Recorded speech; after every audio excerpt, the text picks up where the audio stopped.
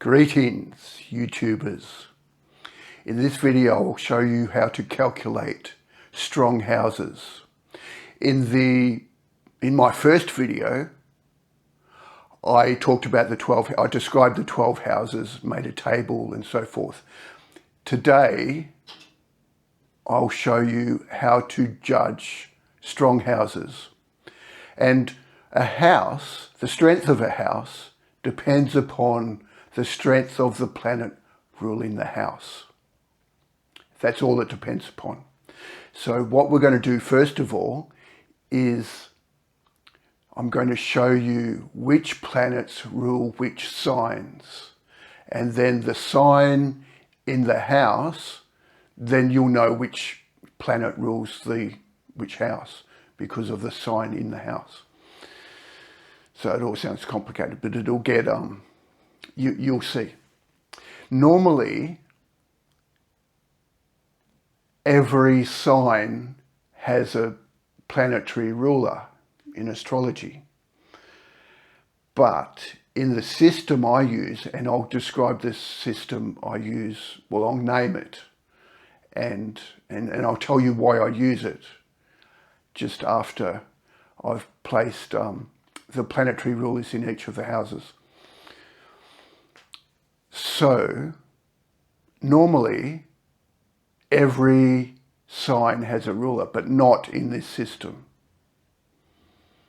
And the word I use to describe why, because in this system, each of the 7 traditional planets, and when I say planets, I'm including the sun and the moon. And I know they're not planets.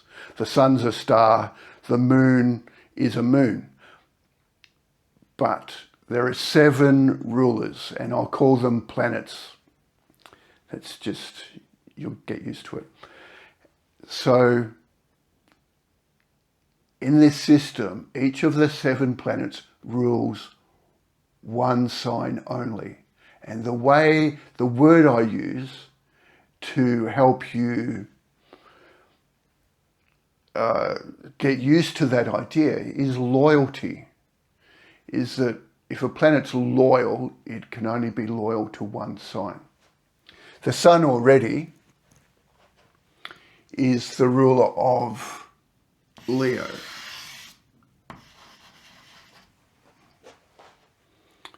And the moon is the ruler of Cancer.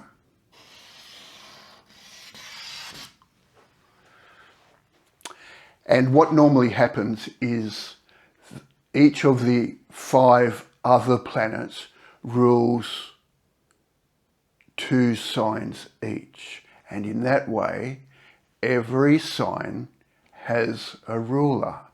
But when each time a planet is ruling 2 signs, I'm going to ask, where does its loyalty lie? And that is how we will arrive at 7 signs having a ruler and 5 signs not having a ruler. So first of all, this axis I've illustrated here, this axis down here, each of the 5 remaining planets rules traditionally 2 signs, one on each side of this axis. So traditionally Mercury rules Gemini and Virgo, like a mirror image in this axis. But if you ask to which sign is Mercury loyal, the answer is Virgo.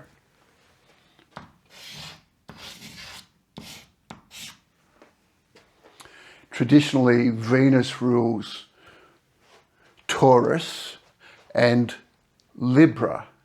But if you ask to which sign is Venus loyal, the answer is Libra.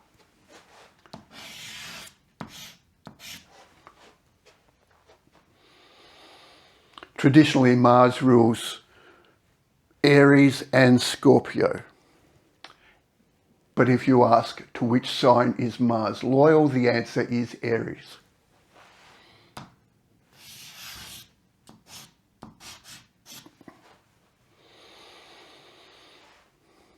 Traditionally, Jupiter rules Pisces and Sagittarius. If you ask, to which of these signs is Jupiter loyal?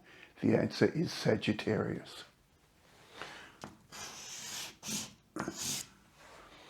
And finally, Saturn, the traditional ruler of Aquarius and Capricorn. If you ask, to which sign is Saturn loyal? The answer is Aquarius.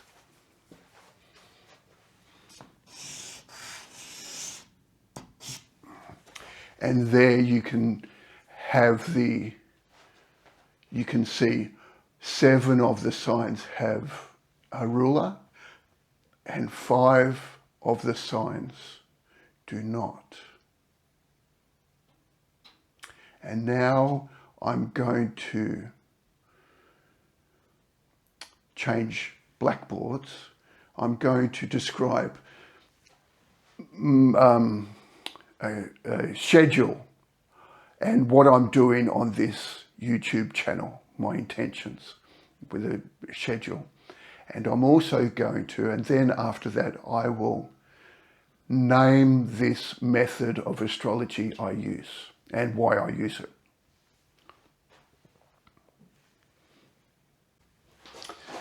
So I'm going to share a schedule of what videos I'd like to make. First of all, I'm going to basically share the technique I use whenever I read a birth chart. And this technique I'm going to illustrate using my own birth chart in the videos to come. And so I'm going to share this technique, and the chart which I particularly want to do on this YouTube channel is a chart for the city in which I live, Melbourne, Australia. Over 30 years, I actually perfected or found a time of birth and also a date for Melbourne, and it's corroborated in the landscape. Really, I didn't expect that. But this is what but before I do Melbourne's birth chart, I want to show the technique I use, because if I went straight into Melbourne's, you might feel like, well, I'm using a technique just suited to illustrate what I think about Melbourne and why this time is correct. But the technique I use is the same for every chart. In my first video,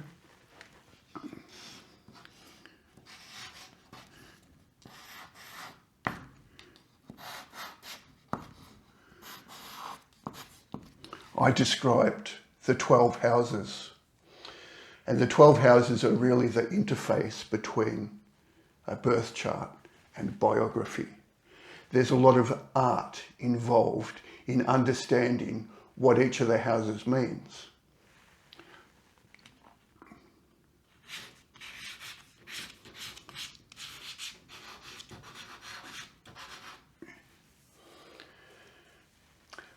But from there, what I'm going to share with you is really just calculations which give background into how to interpret the houses. So the first one is how to calculate strong houses.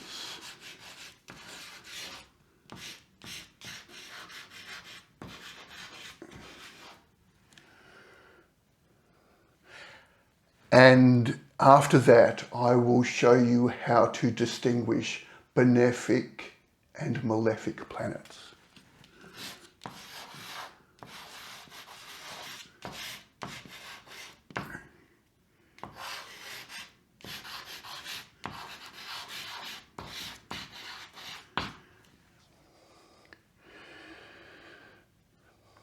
And then aspects.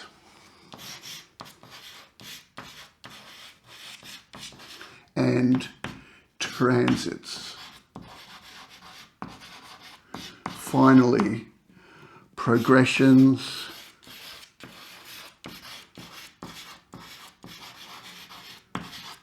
and directions.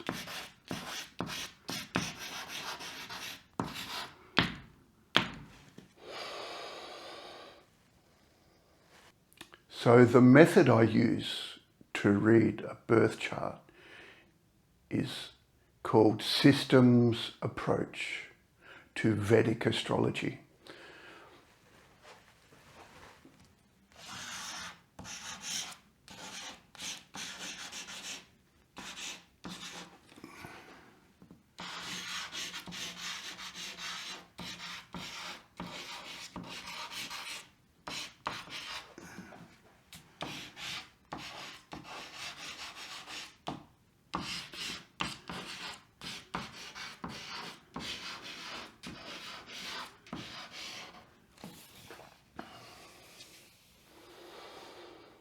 This method was developed by a man in India, Professor V.K. Chowdhury.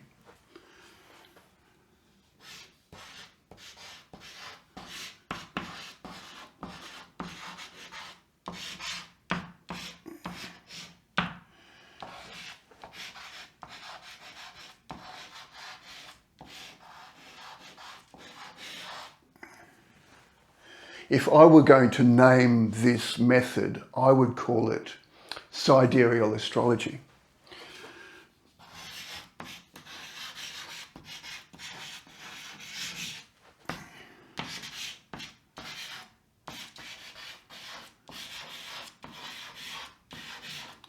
Vedic astrology and Western astrology are really the same thing because they both use signs, planets and houses to interpret a birth chart. The difference is in Vedic astrology they use the sidereal zodiac, and in Western astrology they use the tropical zodiac. And that's the main difference. Otherwise, it's a very similar method. Signs, planets, houses. Now, there's only one tropical zodiac. It's unambiguous. It starts at the vernal equinox. 0 Aries is when the sun crosses the equator, moving northwards, and it's unambiguous. It's easy to calculate, but of course you can't see it. The sidereal zodiac you can see. It's constellations of stars in the night sky. But when it comes to defining where the sidereal zodiac starts, it's like, how do you decide where one constellation starts and another one ends? It's impossible, really. The main calibration they use in India is called Lahiri. It's actually the official calibration they use in India. I use a calibration only slightly different to Lahiri. Lahiri is actually defined that the star Spica is at the boundary of Virgo and Libra, 0 Libra, 30 Virgo. And using the astrologers, the calibration I use is called Krishnamurti.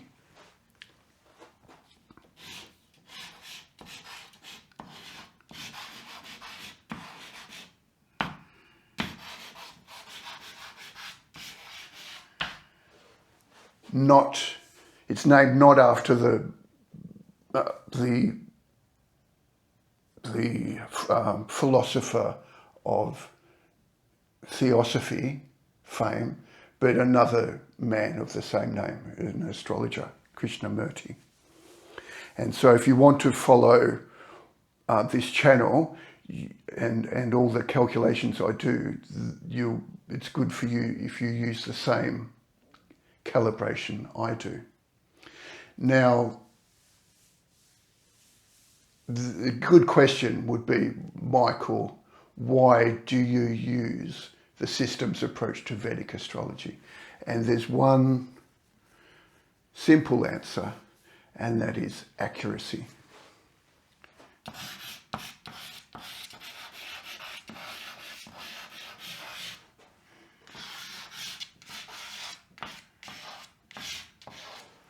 %95 accurate. That means that one time out of 20 you may be surprised. And in my experience, if you're looking at a birth chart and you see the planets lining up, then you can be quite confident that there will be a corresponding event. But occasionally, perhaps one time out of 20, something will happen and you won't find a corresponding transit or line up in the birth chart. And there are probably 2 examples I could give of that. But before I do that, there was something else I was going to say. 2 reasons. Excuse me while I think on camera. There were going to be 2. I've just said that there are 2 ways in which something might happen and it's not in the birth chart. But before I started recording, I was going to talk about something else, about which there are 2 issues. Yes, and now I remember. What we're going to do next is I'm going to do my birth chart, give you a list of all the positions of the planets and the ascendant when I was born, and I'm going to show you how to calculate which houses are strong, and we know that depends upon the strength of the planets. What actually happens is there are 7 weaknesses which a planet may be subject to. And when a planet escapes all the 7 weaknesses, then it's strong. And the likelihood of this, well, first of all, I want to say calculating strong houses is probably the most important thing when reading a birth chart. Identifying strong houses. If I were doing a reading, the first thing I do is share with someone which houses in their birth chart are strong. And at the end of a reading, I will do it again, because in the meantime, we may have looked at some difficulties in their past and possibly yet to come. Something which an astrologer should be very careful about doing, because those bad things in the future, they're there for a reason. And I've had my own experience. You don't really want to tell people about those things because it will dilute the power of those challenges in the future. But at the end of a reading, I will also emphasize again the strong houses in a person's horoscope, because these strong houses are how someone will deal and be ready to deal with whatever life deals them. And so in this respect, there is 2 problems which I wanted to share with you today. The first one is not everyone has a strong house. Some people have 0 strong houses. I did some maths, and that's probably going to be about 1 in 3 people. They won't have a strong house. About 1 in 3 people will have 1 strong house, and 1 in 3 people will have 2 or more strong houses. So there's an issue dealing when you're doing a reading for someone and you can see that they don't have any strong houses. All the 7 houses which have a ruler are vulnerable and will get periodic setbacks, which probably leaves someone like that moving from house to house, because we will approach life from our strongest house. That's where we are secure, and where, well, secure perhaps is the simplest description. Safe, secure, and competent. The other issue is that, and you might find this if you're doing these calculations for yourself, if you're doing your birth chart and you identify by calculations, which I'm going to show you, which houses are strong, then something happens. You're going to be very skeptical. You're going to feel either, I don't think so, or, well, if that's true, who cares? It's not really all that important.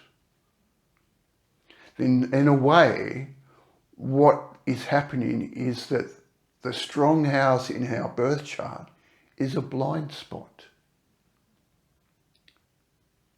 People are not aware of their strong house, of the area in life in which they're strong, competent. And there's a reason. It's because how would you ever become aware when that house never reaches the limit of its capacity? That's when we would notice. That's when we would realize. For example, the example I usually give is a strong 8th house makes a person patient. But how would you know you're patient if your patience doesn't run out? You know, we've all heard someone say, I have been patient. But of course, we know their patience just ran out. I am a patient person. But their patience just ran out. And they may believe they are patient because it gets tested and they try to be patient. They cultivate it. They think it's valuable, but they're not patient. A patient person it doesn't run out, and they won't even know that they are patient because their attention is on something else. Their patience isn't really tested. They're just listening and attending to someone else. Their attention is on someone else. And that person will be testing someone else's patience because they've been stubborn or silly or stupid. But the person who's actually has a strong 8th house, they'll be listening to the person, and they won't be judging them. So what is the challenge is to be able to describe someone's strong house to them so that they believe you. It's not easy. And I made a mistake quite early when I saw someone with a strong 7th house.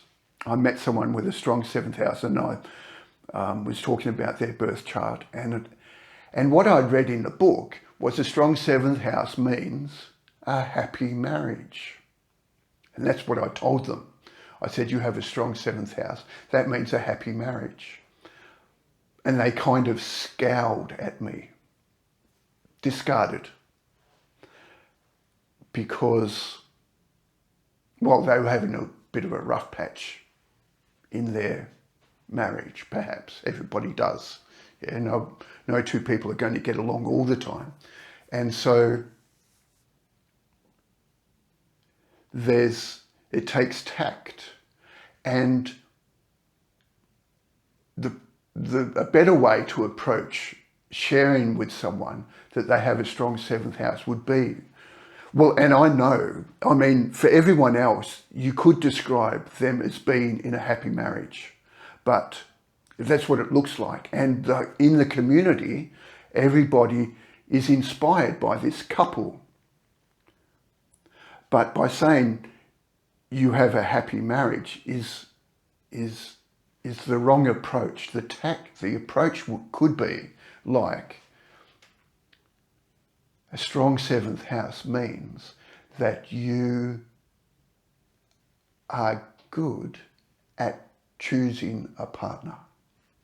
And if you think back to the process of how you entered this marriage, whether it was quick or slow, but if you just remember the process of how you met, and there in itself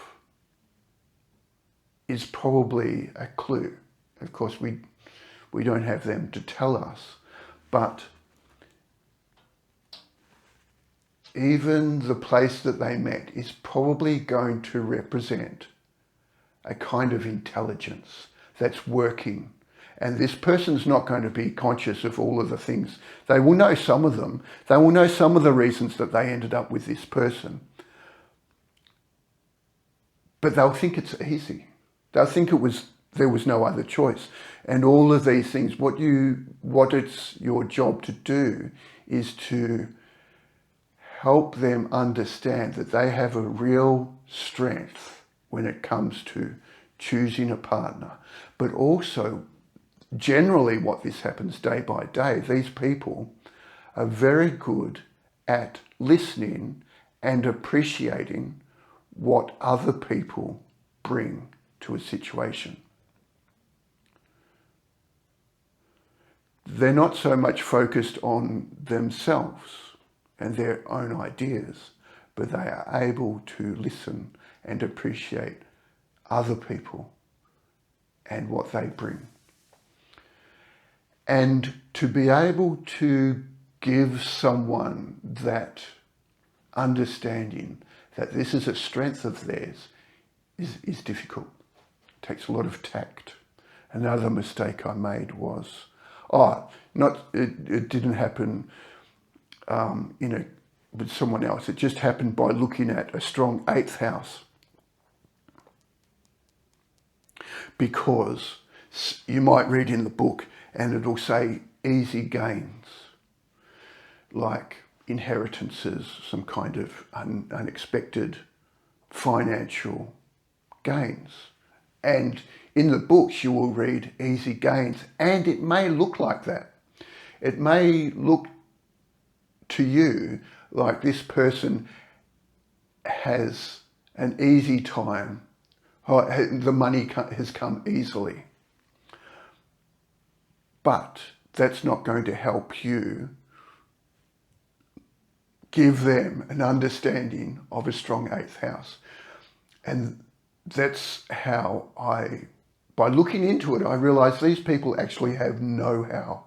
And they may not, well, they probably aren't aware of how all of that know-how works for them. And that's your job, to explain to them that they have a real gift, a real know-how. And they will think, yes, it's easy. This leveraging of money to get good rewards from a small investment.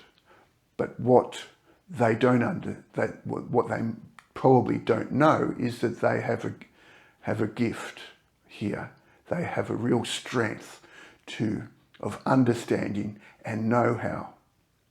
And that's the difficulty. So I don't know if I can backtrack. There was another difficulty with, yes, and that is when people don't have a strong house. The other one is that it's very difficult to communicate to someone which house is strong in their birth chart. And you'll find this yourself when you're doing your own chart, that you'll see that, I have a strong third house. What does that mean? And you will be surprised. You were thinking, but I thought I would have figured I have a strong 9th house or 10th house, or something, or 5th house or something else, anything else. But being told that you have a strong third house, you're probably going to gloss over. It's not going to feel important, but it is. So now what we're going to do next, and I'll probably do it in the next part, to be continued in the next video. What we'll do is I'll list the position of all my planets, and what you can do for homework is you can find out the positions of the planets when you were born. If you don't have a time of birth, do it for noon at the place you were born. If you don't know where you were born, do it for wherever you are living now.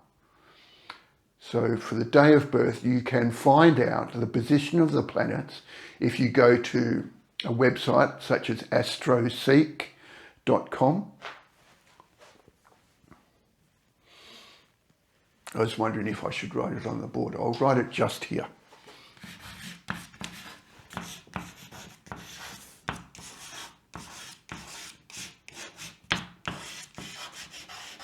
I think it has a hyphen here, astroseek.com. And you can find the position of the planets for the day you were born. And then I'll show you how to calculate which planets are strong. And that means, of course, which houses are strong. And using my own chart. I'll use my own chart. In that way I can kind of introduce myself, and also you get the birth chart and the person together. Doesn't often happen. Okay, see you in the next video.